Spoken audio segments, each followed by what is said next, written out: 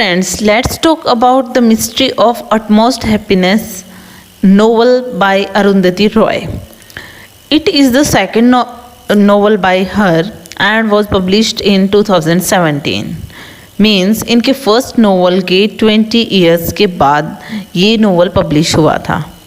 जो इनका first novel था उसका नाम था the God of Small Things और ये बहुत ज़्यादा फेमस हुआ था as we know. And the novel इसके अंदर हम बात करें तो इसमें एक ऐसी सोसाइटी जो इंडियन सोसाइटी के डार्केस्ट साइड दिखाई गई है जो मॉडर्न इंडियन हिस्ट्री की। अब अगर हम इसके कैरेक्टर्स की बात करें तो इसमें कैरेक्टर है अंजुम। अंजुम जो कैरेक्टर है ये मेजर कैरेक्टर है, ये एक मुस्लिम है, हिजरा है और एक मतलब जब वो ये पैदा होता है उस टाइम पे ये इस तरीके का नहीं है, मतलब इसका नाम अंजुम नहीं होता है, उस टाइम पे इसका नाम होता है आफ्ताब। इसके पेरेंट्स ने इसका नाम आफ्ताब रखा था और इनके पेरेंट्स का नाम है फादर का नाम है मुलाकत अली और मदर का नाम है जानारा बेगम। मुलाकत अली की बात करें तो इनकी वाइफ है जानारा बेगम और ये आफ्ताब के फादर हैं, एक हकीम हैं, डॉक्टर हैं, मेन और लवर ऑफ पोइट्री हैं। और इनके जो पूर्वज थे वो मतलब ये जो हैं ये चंगेज़ खां के डिसेंडेंट हैं जो मंगोल एम्परर थे। और जैनब की बात करें तो एक 3 साल की लड़की है जिसको अंजुम जो है वो जामा मस्जिद की सीढ़ियों से उठाकर लाई थी और उसको बाद में जहाँ पे वो खुद रह रही थी अंजुम, वो ख्वाबगा नाम की जगह पे वहाँ पे उसको पालती पोसती है। और बाद में ये जो जैनब है ये सद्दाम से शादी कर लेती है। सद्दाम हुसैन की बात करें तो इसका जो ओरिजिनल नेम है ये दयाचंद होता है, लेकिन ये किसी मोटिव की वजह से इसने अपना नाम चेंज किया था और सद्दाम हुसैन अपना नाम रख लिया था। ये बहुत सारे छोटे मोटे काम करता है, कोई मॉर्चरी के में काम करता है, कभी ये कोई शॉप में हेल्पर बन जाता है, कभी बस कंडक्टर बन जाता है, कभी न्यूज़पेपर बेचने लग जाता है। इस तरीके के बहुत सारे छोटे बड़े काम करता है, सिक्योरिटी गार्ड का और इस तरीके से, क्योंकि इसको अपने फादर की मौत का बदला लेना है, क्योंकि वो एक जो ऑफिसर होता है उसने उसके फादर को मारा होता है, उससे उसको बदला लेना है। अगला कैरेक्टर है आज़ाद, डॉक्टर आज़ाद भारतीया। ये एक प्रोटेस्टर हैं। ये जंतर मंतर के पास जो अदर लोग होते हैं वो प्रोटेस्ट कर रहे हैं उनके साथ में होता है ये, और इसकी खुद की एक न्यूज़लेटर होता है न्यूज़ एंड व्यूज़ करके। एस तिलोत्तमा की बात करें तो ये आर्किटेक्चर स्कूल में एक स्टूडेंट होती है और ये वहाँ पे मतलब अपने पेरेंट्स वगैरह से अलग रहती है और इनकी फ्रेंडशिप 3 लोगों से, मतलब 3 आदमी हैं जो इनको लाइक करते हैं, जो जिनका नाम है मूसा यवसी, नागराज हरिहरन एंड बिप्लव दासगुप्ता। अब ये जो तीनों हैं ये इसको लाइक करते हैं। इसमें से जो मूसा है वो तो इसका बॉयफ्रेंड होता है कॉलेज टाइम से ही, लेकिन एक प्ले होता है जिसमें ये पार्टिसिपेट करते हैं नागराज और बिप्लव तिलोत्तमा के साथ में। तिलोत्तमा का हम अगर शॉर्ट में बोलेंगे तो तिलो बोलेंगे, तो तिलो के साथ ये एक प्ले में काम करते हैं, तब इनकी फ्रेंडशिप होती है उससे और उसको लाइक करते हैं। और यहाँ पे जो विप्लव है ये उसको मतलब मन ही मन प्यार करता है, सीक्रेट लव करता है, लेकिन कभी बताता नहीं है। और जिस प्ले के टाइम पे ये मिले थे उस प्ले का नाम था नॉर्मन इज़ दैट यू। तो इसको जो डायरेक्ट कर रहे थे डेविड क्वार्टरमैन, वो उस प्ले के टाइम इनकी मुलाकात होती है। नागराज हरिहरन की बात करें तो ये जैसा कि मैंने बताया प्ले में इसकी मुलाकात तिलो से होती है और तिलो इससे शादी भी करती है। मूसा ने इसको सजेस्ट किया था, इसलिए कोई इसका अटैचमेंट नहीं होता है नागराज से और बाद में वो नागराज को छोड़ भी देती है। बिप्लव दास गुप्ता की बात करें तो ये बिप्लव दास गुप्ता जो है ये जैसा कि मैंने बताया सीक्रेटली लव करता है तिलोत्तमा से, लेकिन वो कभी बता नहीं पाता और उसके यहाँ पे तिलो जो है वो रेंट पे भी रहती है। मूसा या फिर कमांडर गुलेज की बात करें तो वो एक मतलब कश्मीरी है और वो इसका क्लासमेट होता है तिलो का और इसका बॉयफ्रेंड भी होता है। बाद में वो एक मिलिटेंट बन जाता है और आज़ादी के लिए फ़ाइट करता है। मूसा की शादी अरीफा से होती है और उनके एक बेटी होती है जिसका नाम होता है ज़बीन, और ज़बीन द फर्स्ट भी कह सकते हैं क्योंकि एक और कैरेक्टर मतलब एक और बच्ची इस नॉवल में हम बात करेंगे जिसकी नॉवल के लास्ट में वो ज़बीन द सेकंड होगी। तो ज़बीन द फर्स्ट कौन थी? मूसा की बेटी, मूसा और इनकी वाइफ अरीफ़ा की बेटी। बेगम अरीफ़ा, जैसा कि मैंने बताया, ये मूसा की वाइफ थी, और अरीफ़ा जो थी वो मूसा को एक स्टेशनरी शॉप पे मिली थी एक ग्रेनेड एक्सपोजिशन के टाइम पे, मतलब उस टाइम पे ये इंसिडेंट हुआ था। मेजर अमरीक की बात करें तो एक मिलिट्री ऑफिसर है, और ये यहाँ पे मतलब इसका जो रोल है वो काफ़ी वायलेंट दिखाया गया है नोवेल में।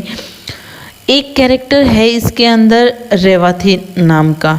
ये जो रेवती है इसका रेप हुआ था और किसी पुलिसमैन ने इसको टॉर्चर किया था, रेप किया था, जिसकी वजह से इसको एक मतलब प्रेग्नेंट हो जाती है और एक बच्ची होती है जिसका नाम उदया होता है, उदया।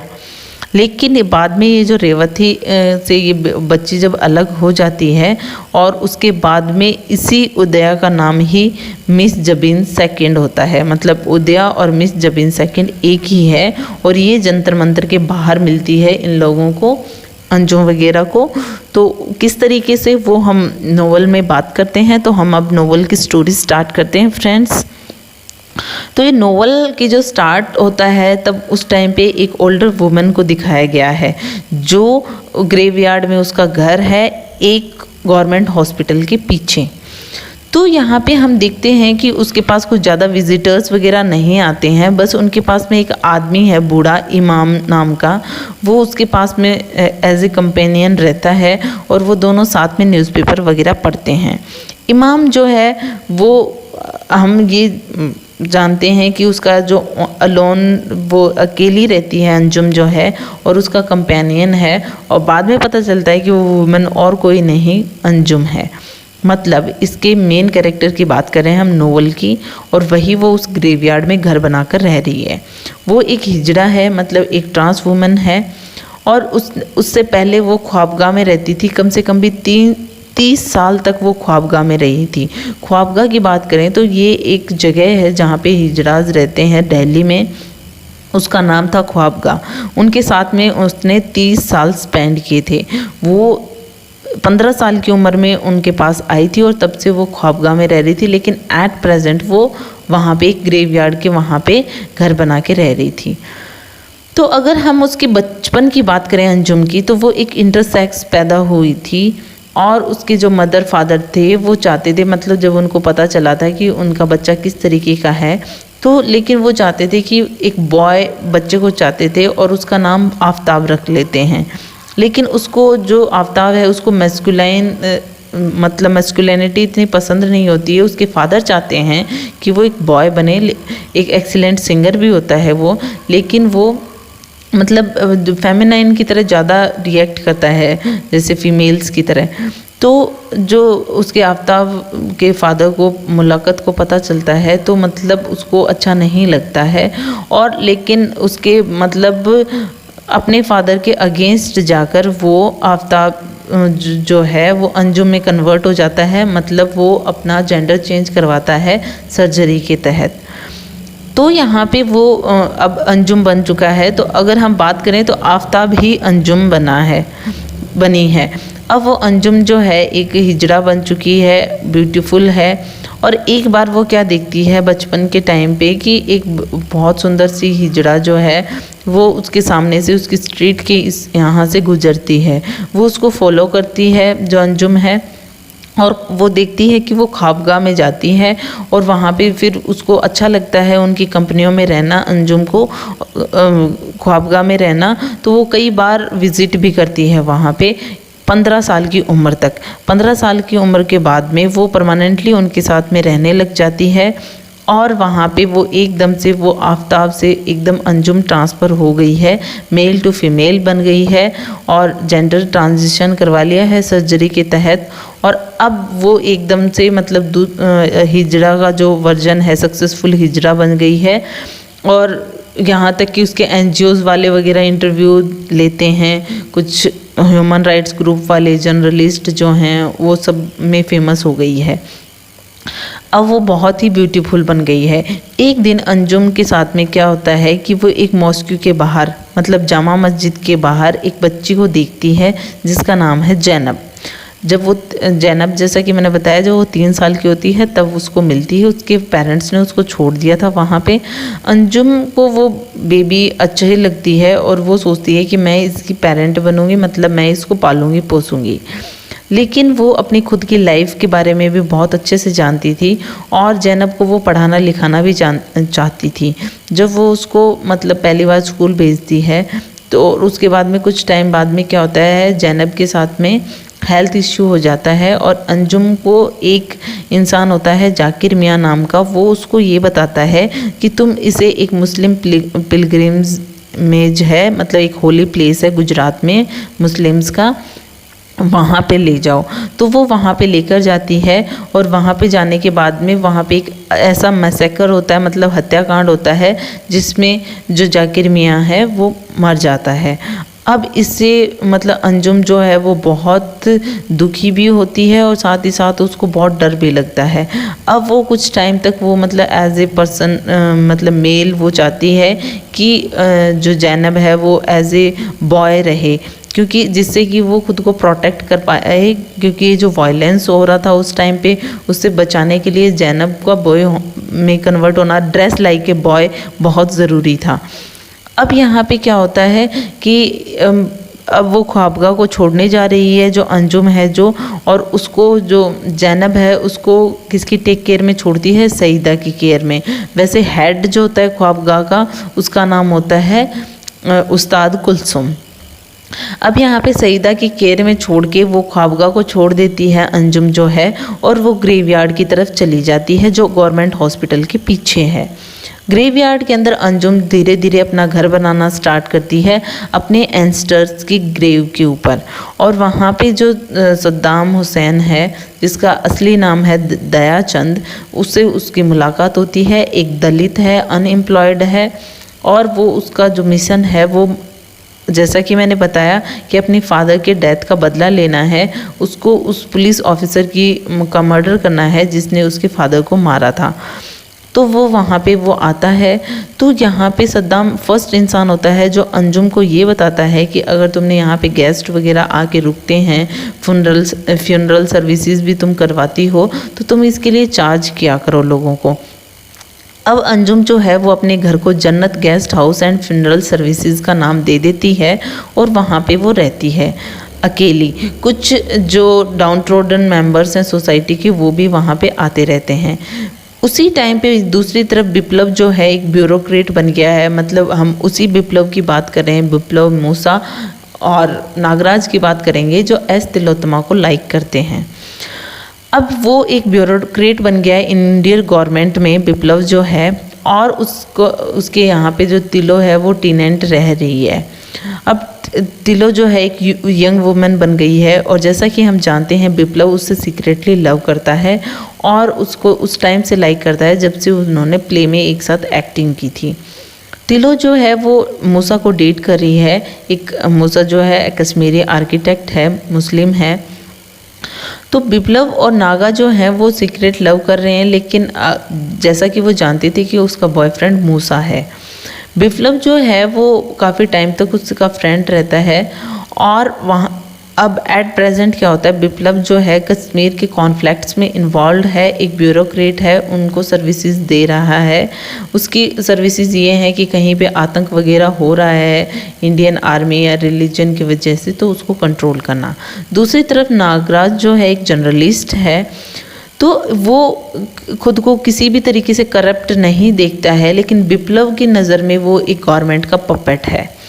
वो मतलब नागराज नहीं मानता इन सब चीज़ों को, लेकिन विप्लव उसको कहता रहता है ये सब कुछ, क्योंकि एक बार उसको असाइनमेंट मिलता है कश्मीर में। तो विप्लव उस टाइम पे एक कॉल आती है विप्लव के पास में, जो वो कश्मीर में होता है, तो एक इंटरोगेशन सेंटर से आती है जिसके अंदर एक मैसेज होता है, इनकोडेड मैसेज होता है तिलों की तरफ से। और जब ये सब कुछ आर्मी को पता चलता है तो मतलब तिलों को पकड़ लेते हैं, उसको जेल में डाल देते हैं। तो विप्लव जो है वो नागा को एक मैसेज करता है कि तुम उसको जेल से छुड़ाओ, अपने मतलब जो भी यूज़ करके अपनी जान पहचान। और नागा जो है वो, और बाद में नागा और तिलो जो हैं शादी कर लेते हैं। तिलो को ये मूसा ने सजेस्ट किया था कि उनके हालात उस टाइम पे देखते हुए, और जो पुलिस उसके पीछे पड़ी हुई थी, तो नागा से वो शादी कर लेती है। लेकिन एक्चुअल में वो तिलो जो है वो नागा से इमोशनली अटैच नहीं होती है, और उनकी जो मैरिज है वो ज़्यादा लंबी नहीं चलती है। वो फाइनली नागराज को छोड़ देती है। विप्लव को भी वो रेंट जो वहाँ पे रह रही होती है वो अपार्टमेंट्स छोड़ देती है। तो विप्लव जो है वो उसका वेट करता है। तिलो जो है वो अपार्टमेंट वगैरह छोड़कर अब वो कहीं और चली जाती है। विप्लव जो है वो तिलो के अपार्टमेंट में आता जाता रहता है।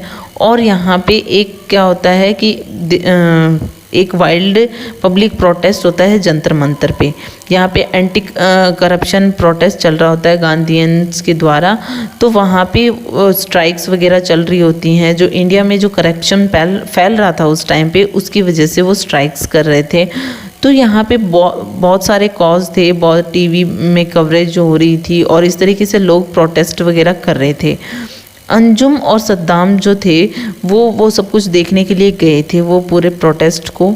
और इस टाइम पे क्या होता है कि उस टाइम पे एक ग्रुप होता है मदर्स नाम का, वो एक बेबी को वहाँ पे मतलब छोड़ के जाते हैं। प्रोटेस्टर्स वहाँ पे होते हैं और वो बेबी को छोड़ते हैं। अंजुम उसको देख लेती है और वो सोचती है कि मैं इसको ले लेती हूँ।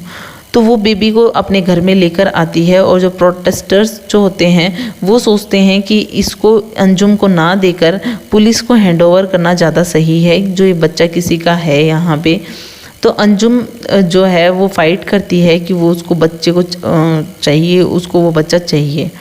तो वो मिस्टर अग्रवाल वगैरह से फाइट करती है। एक ब्यूरोक्रेट होता है मिस्टर अग्रवाल, और उसको मतलब लास्ट में मतलब ये कहा जाता है कि इसको पुलिस को दे दो, उसको हैंडेड ओवर टू पुलिस। तो यहाँ पे उसको बहुत बुरा लगता है। और क्या होता है कि मेन टाइम पे वो बेबी जो है वो डिसअपियर भी हो जाता है। किसी को नहीं पता कि उसको किसने किडनैप किया होता है। बाद में ये पता चलता है कि जिसने उस बच्चे को उठाया था वो तिलो थी, और उसका जो तिलो थी उसने उसका नाम रखा था मिस जबीन द सेकंड। जो मूसा की जो डॉटर थी उस पर उसका नाम रखा था, क्योंकि उसका मर्डर हुआ था ज़बीन का अपनी मम्मी के साथ में। मतलब उसकी जो मदर थी अरीफ़ा, उन दोनों को एक हत्याकांड में मार दिया गया था इंडियन गवर्नमेंट के द्वारा कश्मीर में। तो उसके नाम पे उसका जो तिलो ने उसका नाम मिस जबीन द सेकंड रखा।